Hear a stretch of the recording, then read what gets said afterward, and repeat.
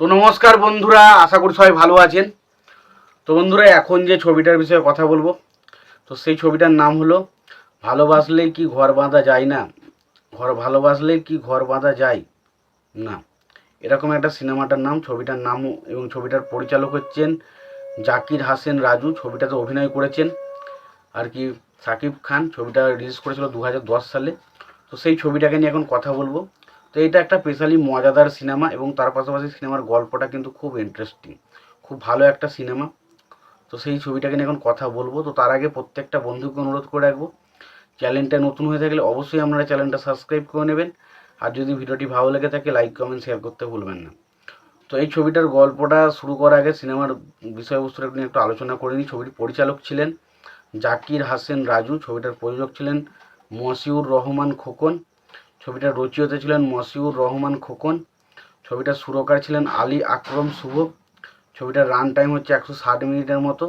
ছবিটাতে অভিনয় করেছেন সাকিব খান, অপু বিশ্বাস, রমনা, প্রবীর মিত্র, কাজী হায়াত, মিশা সওদাগর সহ আরও অনেকে। তো এই ছিল মোটামুটি কাস্টিং। এবার আসি মেন বিষয়টা নিয়ে।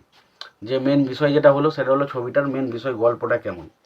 তো এই গল্পটা সিম্পলি যদি ছোট্ট করে বলি, গল্পটা হচ্ছে এরকম যে সাকিব খান তাদের বাড়িতে সে অজান্তা বলে একটা মেয়েকে ভালোবাসে এবং তাদের পরিবারের প্রায় সবাই জানে তাদের সেই ভালোবাসাটা সম্পর্কে। এবং তাদের বাড়িতেই কাজ করে অপু ক্যারেক্টারটা।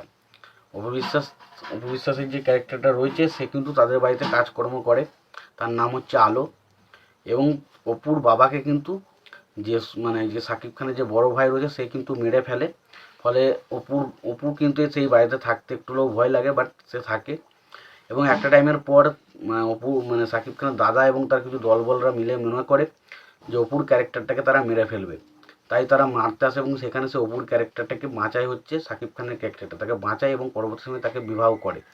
এবং সেই জিনিসটা জানার পর অজান্তা যে ক্যারেক্টারটা সে যে নায়িকাটা রয়েছে, যে ক্যারেক্টারটা প্লে করেছে আমাদের রমানা প্লে করেছে। তো সেই ক্যারেক্টারটা যখন আসে এবং সেই ক্যারেক্টারটা সত্যি বলছে প্রচণ্ড দুঃখিত হয় এবং সে তাকে গিয়ে প্রচণ্ড ক্ষিপ্ত হয়ে আলিয়ার কাছে যায় বা আলোর ক্যারেক্টার কাছে যায় এবং তাকে গিয়ে বিভিন্ন রকম কিছু কথা শুনে। এবং তার পরবর্তী সময় সে যখন জানতে পারে সে তারই ছোটো বোন হচ্ছে আলিয়া, তখন সে সেই বিষয়টা অনুতপ্ত হয়। এবং পরবর্তী সময় শেষ পর্যন্ত কী হয় সিনেমাটায় সেটা জানতে দেখতে হবে। ভালোবাসলে কি ঘর বাঁধা যায় না, এই বিষয়টা। তো সিনেমাটা দেখুন, খুব ড্রামাটা খুবই সুন্দর, একটা সিম্পল গল্প কিন্তু দারুণভাবে প্রেজেন্ট করা হয়েছে, সেটা দেখতে হেভি লাগে। পাশাপাশি সিনেমাতে সাকিব খান বা অপু বিশ্বাস এদের মধ্যে যে কেমিস্ট্রিটা ছবির মধ্যে ফুটে উঠেছিল সেটা দেখতে ভালো। ছবির গানগুলো খুব ভালো।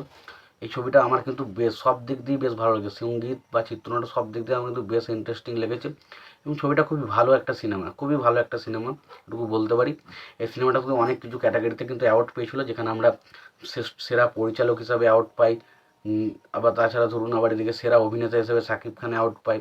বাকি সঙ্গীত হিসাবে, চিত্রনাট্য হিসাবে সব জায়গাতেই কিন্তু এই ছবিটা অনেক অ্যাওয়ার্ডই কিন্তু ছবিটা জিতেছিল। তো খুবই ভালো একটা সিনেমা। সিনেমার নাম হচ্ছে ভালোবাসলে কি ঘর বাঁধা যায় না, সিনেমাটার নাম। তো খুবই ভালো একটা সিনেমা, না দেখে থাকেন অবশ্যই দেখতে পারেন। সিনেমাটা দেখে থাকলে আপনাদের কেমন লেগেছে জানাতে ভুলবেন না। ভিডিওটি ভালো লেগে থাকলে লাইক কমেন্ট শেয়ার করে দেবেন। চ্যানেলটা নতুন হয়ে থাকলে অবশ্যই আমরা চ্যানেলটা সাবস্ক্রাইব করে নিয়ে পাশে বেল আইকনটা অবশ্যই প্রেস করে দেবেন। ভালো থাকবেন, সুস্থ থাকবেন, দেখা হচ্ছে পরের ভিডিওতে।